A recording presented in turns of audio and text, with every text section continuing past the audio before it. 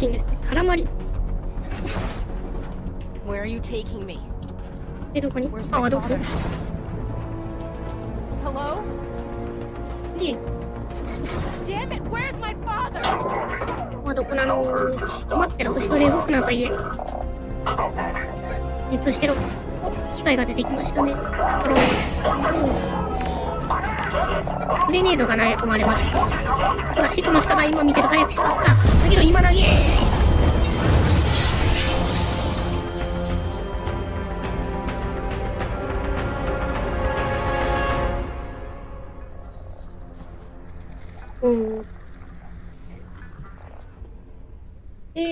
聞いていいのかな？なんか向こうから機械が来るはずなんですが、聞いていいのかな？してしまいましょう。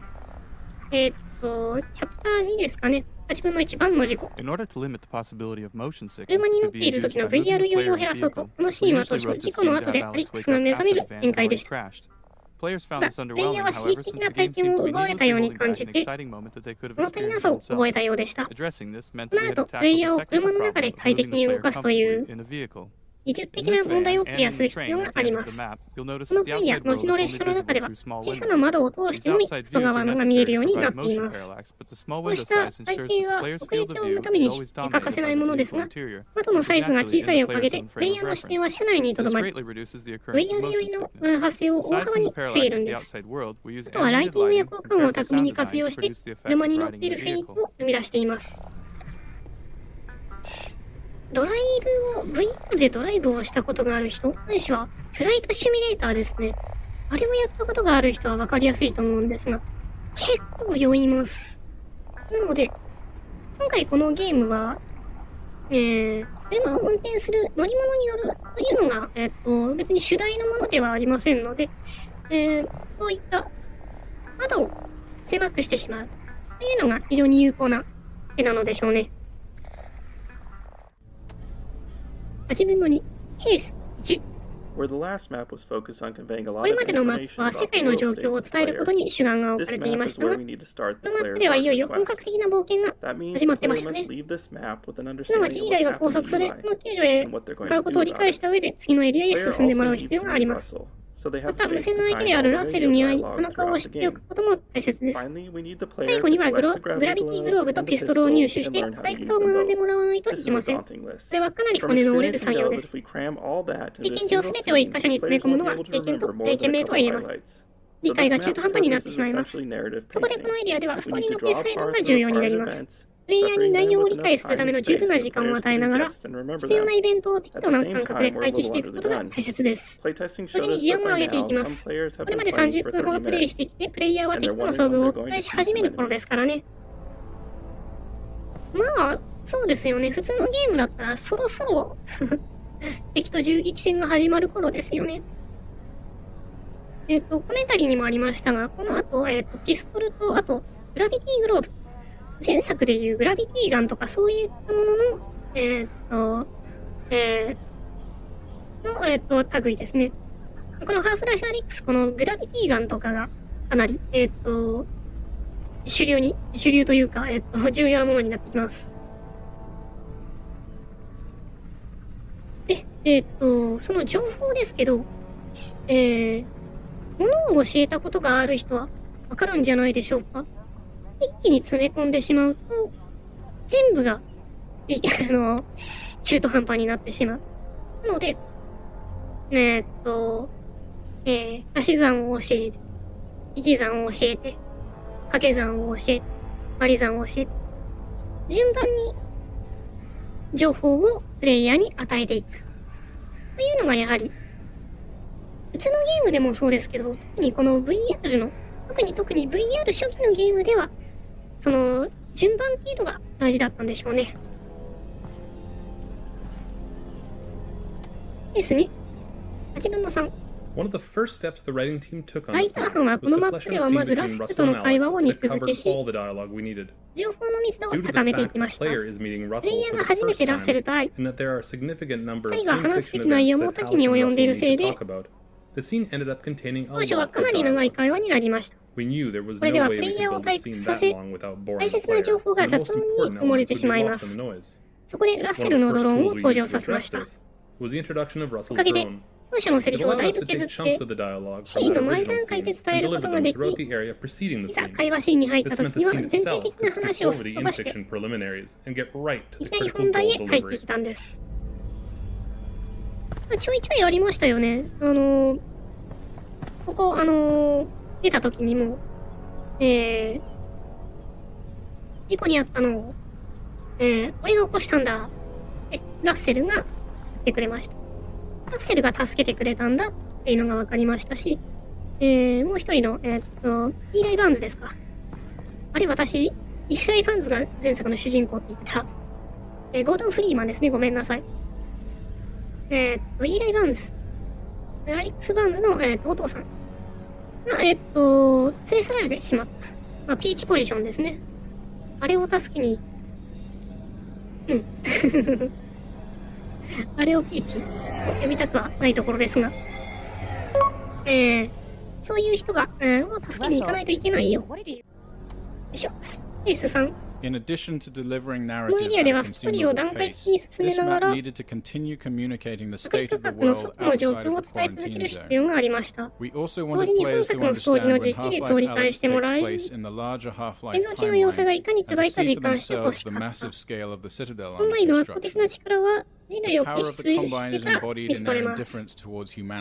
地球を楽々と征服した今は、主翼のために世界を破壊しているんです。思想統制的なことも行っていますが、最終的には人類のことなど眼中にありません。ハーフライフ2では、マリーンが人類との対話を真剣に組みますが、それがコンバインの命令なのか、取り入れための策略なのかは何とも言えないところです。コンバインの侵略は効率的で容赦がなく、要塞から伸びているケーブルは人類の暮らしなど他にもかけずに、中央に張り巡らされ、動力を吸い上げています。この公園はハーフライフ2へのオマージュでもあり、色を貫く巨大なケーブルが街の歴史に対するコンバインの生む安心さを伝えています。敵がそれそっか。なんかパステル調すぎて、パステル調というか、薄すぎて気づいてませんでしたが、子供の遊び場で、あのシゲな絵が描いてある、それを貫通してる。すなわち、この街にも、この子供たちにも、興味がないっていう演出だったんですね。自分のキャラクターの仕草。ラッセルのラボでは初めて他のキャラクターと一緒になりますが、こうしたシーンでは VR でキャラクターに演技をさせる際の大きな課題が浮き彫りになります。すなわち、キャラクターとの衝突をどうやって避けるかです。過去のシリーズ作では、プレイヤーを本当に溶かしたいときは、強制的に動かせばよかった。VR でも同様の手法を試してみましたが、プレイヤーに不快にさせるか混乱させるだけだと分かりました。そこで、プレイヤーとキャラクターが自然な距離を保てるよう、両者の間に一定の空間を設けました。その空間がなかったときは、プレイヤーの移動に制限をかけ、キャラクターが遠ざかったらその制限を取り払っていたんです。もう一つの課題は、キャラクターが重要な話をしている間、どこまでプレイヤーの操作に反応させるかという点です。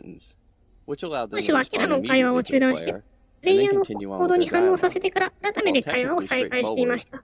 技術的にはシンプルである一方、自然な形でアニメーションさせ、会話を続けさせるのが困難です。プレイヤーの多彩なアクションの数だけリアクションが必要になりますから、その上で会話へ戻るとなると、恐ろしい数のパターンが必要になります。最終的に重要な会話のシーンでは、インタラクションの数を絞って、そのシーンが終わったら、もっと複雑な反応を見せるようにしました。ラッセルの場合、アリックスの会話中は、通常の仕草に加えて少し頭を傾けたり目を合わせてきたりします。それから会話が終わってパソコンをいじってる間は、プレイヤーが触れるか何かを投げるとそうした行動にも反応するんです。さっ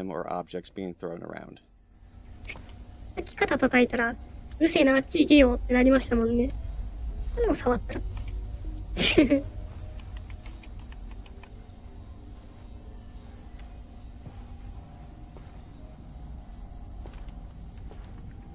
何か投げてみましょうか。なんか痛くなさそうなもの。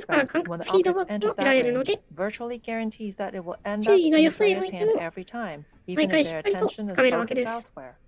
One other 3 エンジ benefit ンが of 便利なのは、 implementing this with 物体のサ physics イズや is 質 that 量、 we didn't need to 螺旋 do に応じ custom て handling for an object size, 別に処理を mass, 行 or う inertia, 必要 but がない点で、 automatically compensated ゲー for ム the 終盤のボル non-standard トの異 gravity 常重 that 力下 players でも encounter 自動的 inside に the 軌道 vault を at 修 the 正 end し of て the くれま game. す。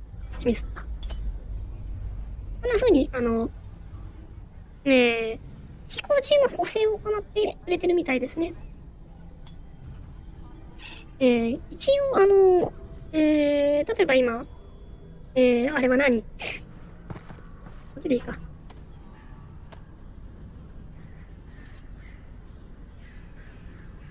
何の缶？まあ、何かしらの缶がありますけど、その缶の、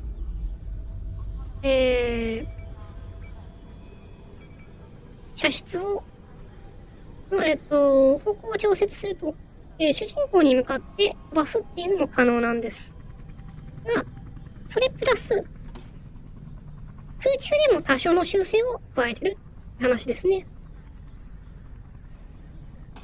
ちなみに、引き寄せて、こっちに飛んでくるっぽいですね。引き寄せて移動したら、試せなかっ